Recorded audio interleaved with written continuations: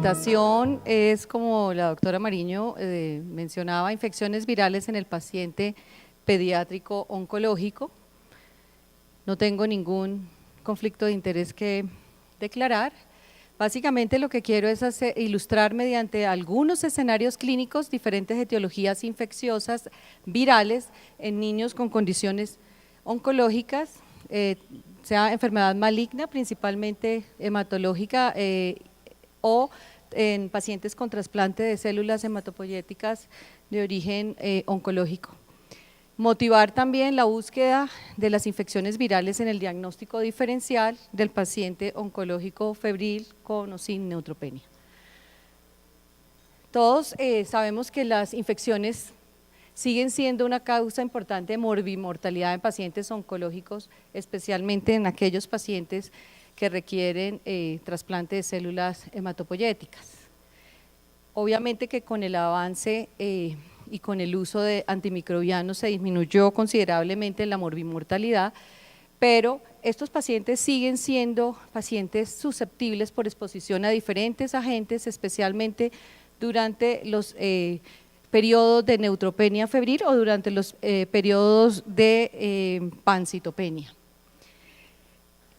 Se calcula que alrededor del 30% de los pacientes, en 30% de los pacientes se logra la identificación de agentes infecciosos, presumiéndose siempre la etiología bacteriana inicialmente, en los episodios de neutropenia febril. ¿Qué pasa? Que el aumento en la presión del uso de antimicrobianos tiene un impacto inicialmente en disminución de la mortalidad, pero ha llevado también a un trastorno en la microbiota y a presión selectiva en la resistencia bacteriana. ¿Qué viene también? Que ha venido un desarrollo importante de pruebas moleculares y nuevas pruebas que han permitido que reconozcamos otros agentes infecciosos. En malignidad y quimioterapia y todo lo que conlleva la afectación del sistema inmune en estos pacientes, tenemos que recordar que tanto el sistema inmune innato, que es el primero que probablemente se va a alterar cuando hay quimios muy importantes con depresión de las primeras líneas y de los epitelios, también la inmunidad adaptativa va a sufrir principalmente pues con los linfocitos T, que van a comandar también y van a alterar todas las demás componentes del sistema adaptativo, llámese quimioterapia, llámese procesos de cirugía, la misma enfermedad va a tener repercusión en el sistema inmune. En cuanto a los trasplantes de células hematopoyética, dependiendo del momento en que se encuentre, la afectación también del sistema inmune va a ser importante y todas las líneas, tanto de la inmunidad innata como de la inmunidad adquirida, los linfocitos B y los linfocitos T en la fase inicial del trasplante van a disminuir notoriamente, pero va a haber una recuperación gradual y para hacer énfasis en la susceptibilidad a virus, es teniendo en cuenta que lo más afectado y que más tarde se va a recuperar son la inmunidad celular, que va a facilitar esa mayor susceptibilidad a infecciones virales. Los pacientes entonces con alteración de la inmunidad celular, en pacientes que son el prototipo de los pacientes oncológicos, se deben considerar virus, principalmente respiratorios, adenovirus, virus sincitial respiratorio, parainfluenza, metaneumovirus, influenza, toda la familia de los herpes del 1 hasta el 8 inclusive. Vamos entonces, en la parte de infecciones virales, el reconocimiento ha venido de la mano del avance en el desarrollo tecnológico de las técnicas moleculares. Hay un reconocimiento cada vez mayor del papel de los virus en estas infecciones y se calcula, dependiendo de diferentes fuentes, de entre 34 y 57% la posibilidad de etiología viral. Esos virus pueden causar infecciones en niños, en estos niños con un amplio espectro de presentación y un amplio espectro de virus. Estos pueden ser tanto adquiridos en comunidad, pero también a nivel hospitalario y por diferentes vías.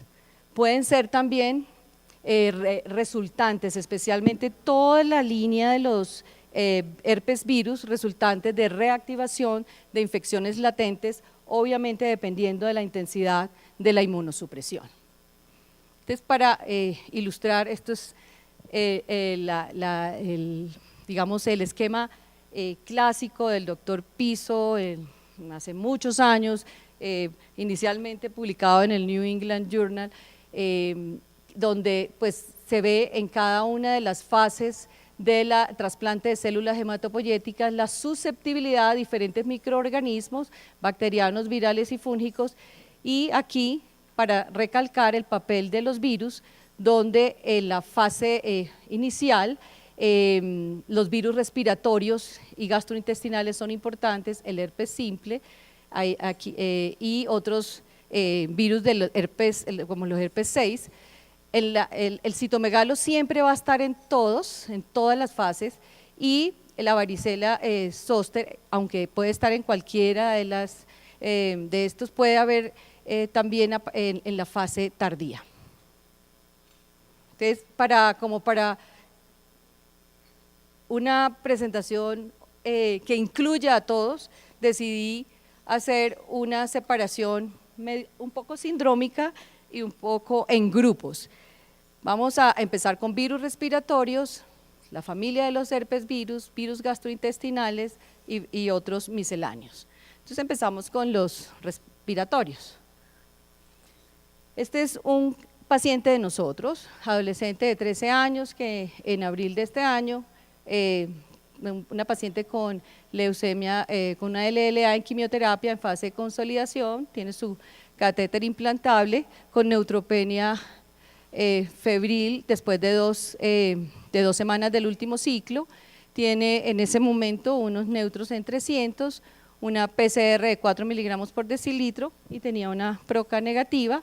Se le tomaron los hemocultivos que eran negativos, radiografía de tórax, parcial de orina, se le inició la terapia antibiótica de primera línea que nosotros tenemos, o piperacilina, taxobactam o cefepime, pero en este caso fue cefepime porque no tenía mucositis, seguía con fiebre, se le inició la búsqueda de hongos, se fue escalonando y al 10º día tenía unos neutros absolutos en 100, tenía una discreta tos, que era una tos seca sin nada más.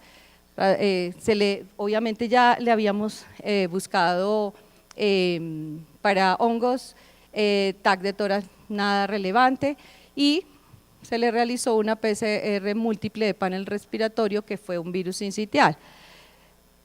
Decidimos, ella no siguió con empezó a recuperar poco a poco los neutros y permanecía relativamente estable con una procalcitonina negativa, descontinuamos los antibióticos y la niña pues estuvo en aislamiento y tenía un virus sincitial respiratorio que no le fue mal. Ayer mostraba, pero el de la doctora Santolaya, pero voy a empezar con esta publicación realizada de Suecia, en donde se busca identificar los virus respiratorios durante neutropenia febril en los pacientes oncológicos pediátricos. Se realizó entre enero del 2013 y junio del 2014, se determinó por PCR en tiempo real, pero para 16 virus respiratorios en niños de 0 a 18 años con neutropenia febril. Se le hizo tipificación, ellos hicieron de rinovirus, y básicamente, ¿qué encontraron? Un virus se detectó, un solo virus en el 45% de los episodios de estos pacientes de los episodios de neutropenia, el 78% resolvieron, solamente vieron persistencia de coronavirus y rinovirus en 1 y 6 pacientes respectivamente y identificaron 2 diferentes genotipos de rinovirus. ¿Cuál fue la conclusión de ellos? Que definitivamente si se busca la causa viral, con las técnicas disponibles cada vez vamos a ser capaces de identificar etiología viral respiratoria en este caso, en esta población, que plantean la posibilidad de disminuir el uso de antibióticos y la duración de la hospitalización. Ellos obviamente no incluyeron niños con trasplante de células hematopoyéticas. Esto es para mostrar la comparación entre el grupo que tenía solo aislamiento viral y los que tenían definitivamente diagnóstico de septicemia y pues para ver que la duración del día de hospitalización fue significativa, 5 versus 11, y la duración en los antibióticos, días de antibióticos, 7 versus 15. Aquí es simplemente para ver cómo la diferencia en PCR fue significativa respecto entre los virales, etiología viral y etiología bacteriana, aunque como ven ustedes también los cuadros virales pueden tener PCRs positivas o en este caso ellos se lo identificaron como solo virales, uno asumiría que se excluyó lo bacteriano.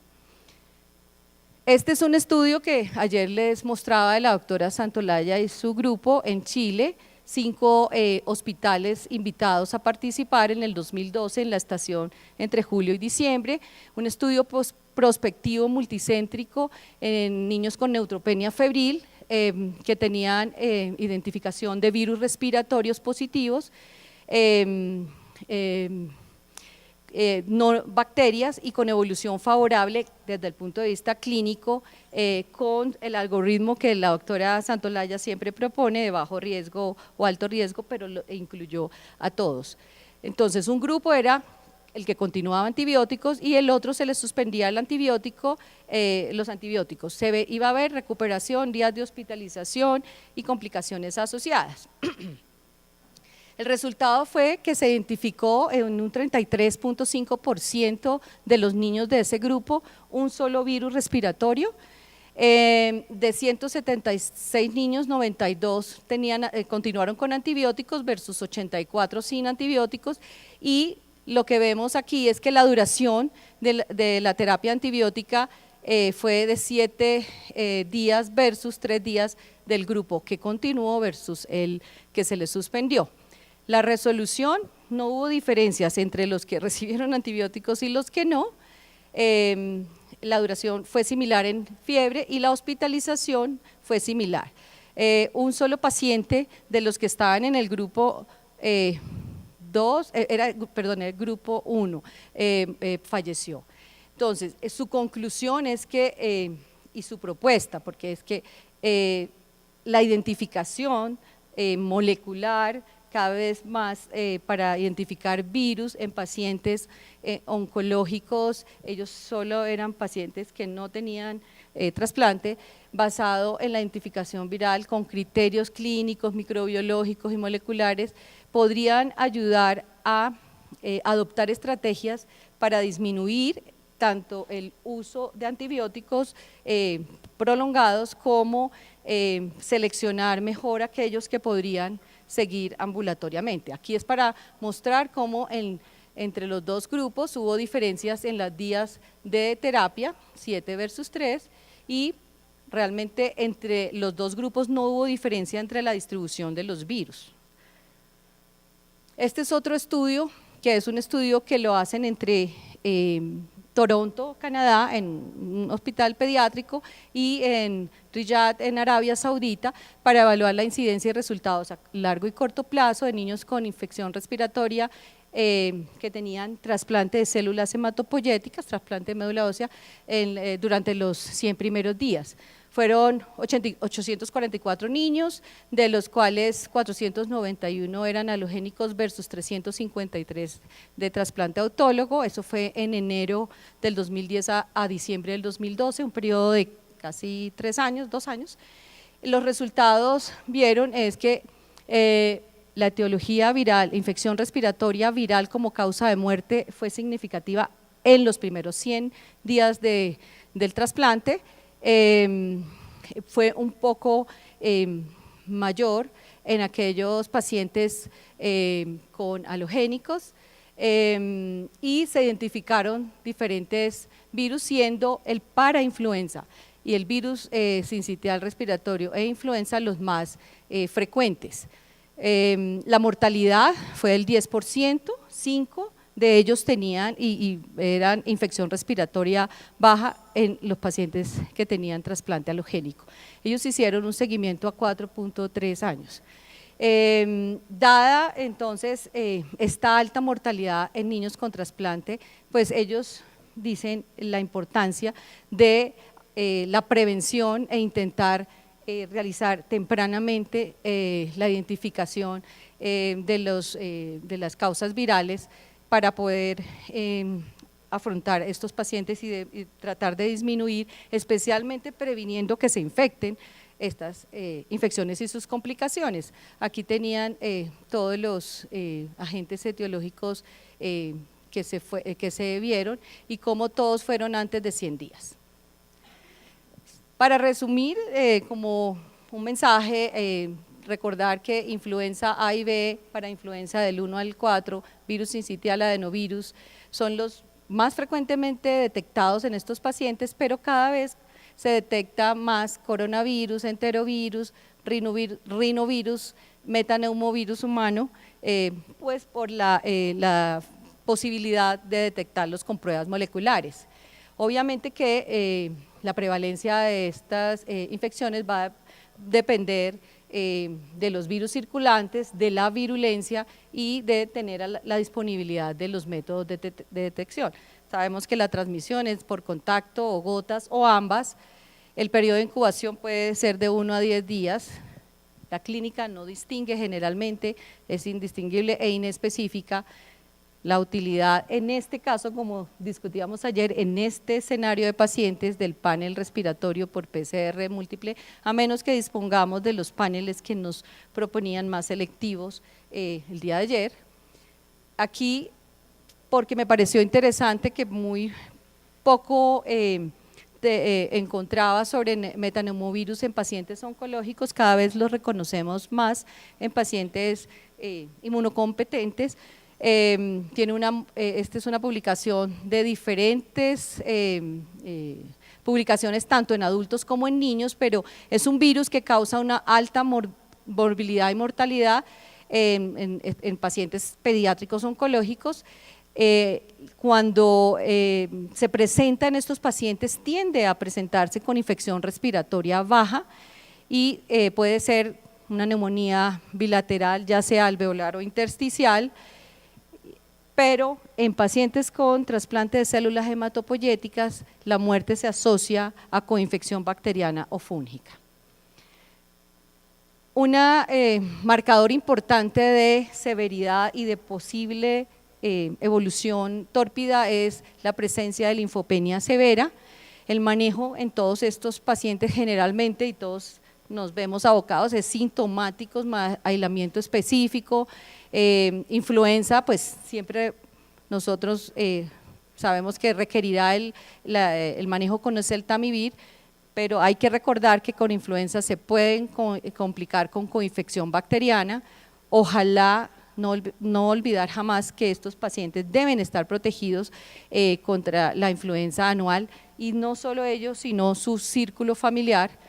En cuanto a adenovirus, que aquí en las diferentes estadísticas eran como el cuarto, quinto, cuando se presenta en pacientes con trasplantes de células hematopoyéticos es un dolor de cabeza. Puede resultar más de reactivación que realmente de adquisición, aunque también por vía respiratoria, manifestaciones a diferentes niveles, pero en estos pacientes con trasplante de médula ósea puede cursar con hepatitis, meningitis, nefritis, compromiso multisistémico y la muerte. Terapia, se le hace todo lo que se pueda, plasmaféresis, inmunoglobulina, pero el cidofovir es muy difícil de conseguir. La inmunoglobulina E G endovenosa, en algunas circunstancias nos vemos abocados a utilizarla como el último recurso. Entonces ese era el grupo de los respiratorios. Vamos a rápidamente, porque son 25 minutos, infección por la familia de los herpes virus. Esta es una paciente nuestra de diciembre del año pasado, pues que se identificó el año pasado con el proceso, 11 años, adolescente temprana, en quimio de mantenimiento, desde mayo del 2016 por una LLA, estaba con su esquema, empezó con fiebre intermitente, 38, 38,3, fue a urgencias, no tenía nada de signos, le hicieron su evaluación inicial, la vieron muy bien, le dieron signos de alarma, PCR negativa, no había nada, le dije, bueno, vuelve, ella se quedó y no volvió. Había sido citada para hacerle una aspirado de médula ósea, o tenía ya esto pendiente y se le había recientemente hecho, y los resultados todavía no estaban, realmente a nivel clínico no se veía nada especial, tenía leucopenia con linfopenia, perdón, esto eran 600, esto era menos 600, con neutros absolutos de 1070, esto está mal. La biopsia de médula ósea fue enviada a la consulta de infectología pediátrica ambulatoriamente y salieron granulomas no caseificantes con tinciones para todo negativos, incluyendo el Warthin-Starry. Se admitió la paciente a pesar de que se veía bien y ya llevaba 3 semanas de fiebre intermitente, un poco cansada, PCR para Mycobacterium tuberculosis negativa, le pedimos todos los cultivos. Ella serológicamente antes era negativa para citomegalo, se le hizo la serología, aquí salió positiva el IgM, carga viral de 1 millón de copias, le empezamos desde que se estuvo la serología al ganciclovir, se demostró corioretinitis activa izquierda, afortunadamente la paciente evolucionó bien y en este momento está, digamos, con sus secuelas de la retinitis. Importante que hicimos una búsqueda y se describen granulomas en pacientes con citomegalo en oncológicos y trasplantados, pero adultos, no hay reportes en niños. Para hacer un resumen entonces ya de los herpes en general, porque pues no da para un escenario grande de más casos, herpes 1 y 2, siempre con mucositis, neumonitis puede cursar con neumonitis severa, en casos de trasplante de células hematopoyéticas con diseminación y coagulación intravascular diseminada, pues utilizar en lo posible el diagnóstico cuando se hace biopsias, inmunohistoquímica o PCR, los tejidos cuando hay autopsia o los tejidos. El tratamiento ahora vemos que el aciclovir, lo mismo que la varicela, que puede ser generalmente es varicela severa, complicada, con compromiso visceral, o herpes zoster diseminado, que a veces es difícil diferenciarlo de una varicela. El diagnóstico es clínico, se puede utilizar agudamente, pero el test de sangre tempranamente, pero muchas veces con solo clínica uno sabe, estudios serológicos si se conoce de antes o ahí. El Epstein-Barr. El Epstein-Barr es un jugador importante en los virus, del herpes virus, fiebre prolongada, puede cursar con un síndrome mononucleósico muy intenso,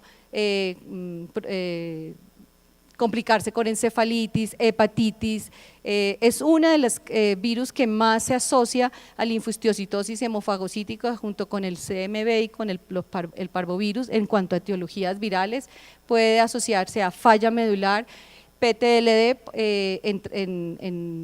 en pacientes con trasplante de células hematopoyéticas, siempre identificando aquellos de alto riesgo de donantes positivos con receptor negativo. El estatus serológico inicial es importante tenerlo, pues especialmente pues siempre se tiene en los trasplantados, carga viral y en los tejidos hacer la hibridización in situ y muchas veces hay que hacer la citometría para la clasificación. En citomegalovirus, otro de los herpes virus, el 5, fiebre prolongada, lo mismo, síndrome mononucleósico, siempre buscar la retinitis en estos pacientes, pueden cursar con cualquier itis a nivel gastrointestinal, desde el esófago hasta el colon, encefalitis y linfohistiocytosis hemofagocítica. Importante, pues la carga viral, antes usábamos muchísimo, yo no sé si algunos siguen usando el antígeno P65, pero cada vez estamos más con la carga viral. Importante las biopsias, las endoscopias, tratar de identificar el lavado broncoalveolar según pues, el sitio que esté comprometido. Las opciones terapéuticas, pues aciclovir en los 1, 2 y el varicela, el Epstein-Barr, disminuir generalmente la inmunosupresión, inmunoglobulina G endovenosa en situaciones de trombocitopenia severa persistente y en casos de HLH como parte adicional del protocolo para HLH. ¿Sí? ¿Ya? Listo. El herpes 6, bueno, ya, es que…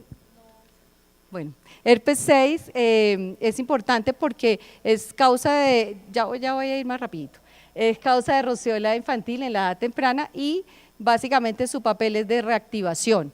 Puede cursar con neumonitis, mielosupresión o reactivación concomitante de CMV. Una parte importante es la encefalitis, el diagnóstico por PCR, por carga viral y el tratamiento realmente opciones como Foscarnet, Ganciclovir y Cidofovir.